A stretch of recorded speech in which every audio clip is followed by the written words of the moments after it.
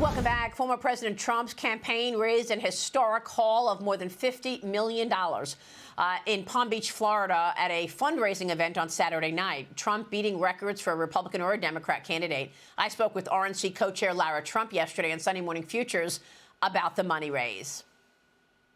I've been through two previous elections, of course, as my father-in-law has run. And look, we have always seen the support of the RNC, but we've never been one cohesive unit. And the beauty of things is that right now we are. That means we don't need two people to do the same job. As Michael just laid out, every penny of every dollar will go to its highest and best use. We have combed through contracts and vendors. We are making sure we are getting the best deal on everything. But when you talk about election integrity, it is vital. It is the #1 thing that we are focused on, aside from getting out the vote, which, of course, Donald Trump himself will do for us.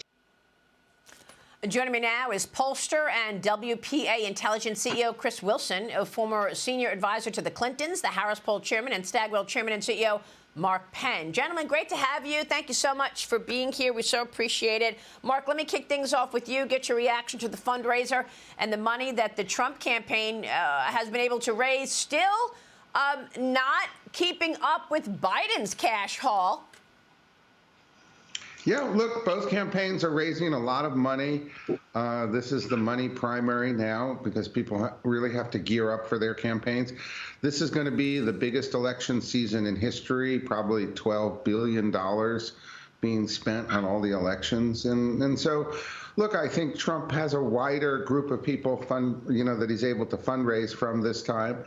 I think after he won the primary now, I think I'm surprised at the level of coalescence he's getting among Republican donors. And of course, Biden's got the complete Democratic money machine behind him. So money is not going to be the problem in this election. Yeah, I mean, how important is that money, though, Chris? The Trump campaign says it has another big fundraiser this week in Atlanta. Yeah, I think Mark's right. Fundraising is kind of a red herring when it comes to presidential general elections. You do see a little bit of coalescing around Trump. A lot of the people who maybe stayed on the sidelines last time weren't happy with Trump, but maybe didn't see Biden as a problem, have now started to get behind Trump, particularly from Wall Street. But when it gets down to, and the bottom line, in November, both candidates are going to have plenty of money by the time we get to Election Day. Biden had an initial advantage because he's the incumbent. Trump is now catching up, and he's going to have plenty of money by the time we get to the fall. And, yeah, Mark's right again about $12 billion. You're going to have so much money spent here that you're really not going to have any issue between the two of the candidates in terms of how much money they spend and how many TV ads we all get to see every night on TV. Yeah. So, Chris, how would you assess the state of the race right now, about 6 months before the presidential election? Yeah, it's a good question. I think there's a lot of national polls that get coverage, and you see those flip happen back and forth. But what it gets down to, as Mark well knows, those are irrelevant. It gets down to swing state polls. In the latest polls, we see Trump leading enough swing states to retake the White House. He's beating Biden in Arizona, Georgia, and Wisconsin. But I would say the most interesting thing to me right now is what's going on in that Trump winning Michigan, which I did mention those. He's doing better than in several swing states. That's a big change from 2016 and 2020, and it shows how much Biden's economic failings have the real potential to reshape the map in a way that makes Biden re-election even harder. Like, for instance, whites without a college degree, Trump won those by 29 points in 2020, and he's leading them by 35 to 40 points. With African Americans, Trump only got 12% of the African American vote in 2020. He's somewhere between 30 and 40 points right now. And with Hispanics, he got 32% in 2020. And right now he's between 38 and 39% in the latest Wall Street Journal and NPR polls. So I really think you do see a reshaping of the electorate that has big tendencies and big harbingers in terms of what's going to happen in November in those swing states. Yeah, same question to you, Mark, because the Wall Street Journal is reporting, obviously, that Trump is winning in 6 out of those 7 swing states.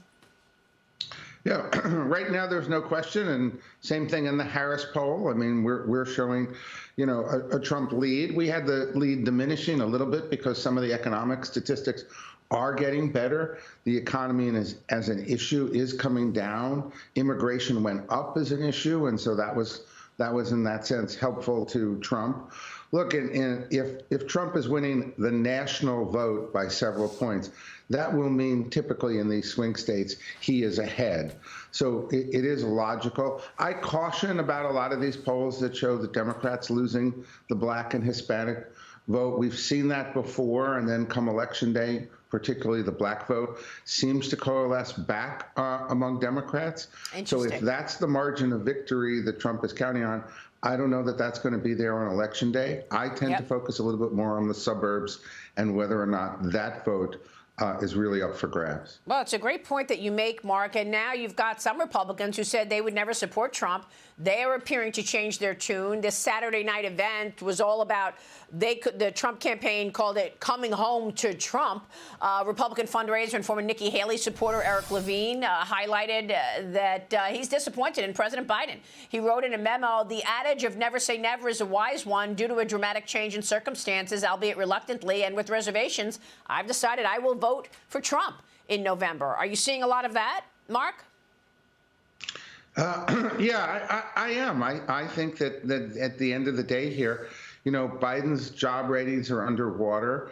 I think a lot of people who said they were never coming back to Trump on the fundraising side did come back to Trump after I think he convincingly won the nomination. I don't know whether the suburban women voters are going to come back as easily as it seems that the donors have come back. Interesting announcement from Trump today that he is going to let the states decide abortion and obviously then not push for a national abortion ban. We'll see how that plays out. That's obviously the most important issue in those suburban women that I think are the critical vote. Yeah, what about that? What about those suburban women, Chris? And by the way, we have a new NPR Marist poll showing President Biden and former President Trump are statistically tied if voters made their choice today. Biden leading 50% to Trump's 48%. However, the remaining 2% undecided. This is one poll. The survey also found 40% of voters are open to changing their minds. Recent Fox News poll shows Latino voters are split down the middle between the two candidates. And as Mark just said, black voters have shifted slightly toward Trump, but still favor Biden. And we'll see how that plays out at the end of the day come November. Chris. Yeah, to the point I made earlier, you mentioned that new poll that shows Hispanic split, whereas Trump only got 32% of them in 2020. That's a big difference. But Mark's right. The suburban vote's going to have a big impact on whether or not Trump can gain grounds there. Republicans did not do well with suburban vote in 16, 18, got a little bit back in 20 and 21, and then down again in 20. And I do think that's going to be telling. But I would disagree that abortion is going to be the major issue there. When it gets down to it, education, CRT, school freedom, issues like that are going to drive that vote in those suburban areas. And that's why you saw Glenn Youngkin win in 2021. He was able to really run up the score with suburban voters on the education issue over Terry McAuliffe. So I think you'll see those same sort of play. And you're also going to have Trump. He's doing a good job, and I think his campaign is doing a good job in terms of bringing back a lot of the people who were with DeSantis and Haley and others earlier. And I've been impressed at the sort of effort they've run. Is going really since the Iowa caucus. They've kind of come back to bringing Republicans together. And also focusing on the issues that matter to American people, Chris, right? I mean, you've got inflation once again, rearing its ugly head with oil prices where they are. And of course, the open border. How important do you believe the open border will be this election, Chris? Well, Mark mentioned it earlier. You really see a sort of a fluctuation between immigration and the economy as the top two issues. And those both play well for Trump and they play poorly for Biden. And it's stunning to me as a political observer that the Biden administration doesn't do something to try and tackle the immigration issue. They could do it, as Donald Trump proved, with a couple of executive orders, yet they just kind of stand on the sidelines and let Republicans own that issue. And good for me and good for Republicans, but it's really shocking that they don't do more to try and deal with what is clearly a top issue for swing voters in 2024. Mark, even David Axelrod has a problem with the way Biden is talking about Bidenomics and the economy, trying to make believe everything's great. Yeah, look, I don't think there's any question on the economic issue. Bidenomics was a misfire, but it is getting better. Unemployment is down. Jobs continue to be strong. Okay. It's not as powerful an anti-issue. Republicans are going to have to focus on inflation. That's the weakness. Yeah. Jobs appears to be, a growing strength. All right. We will leave it there. Gentlemen, great conversation. We so appreciate your time.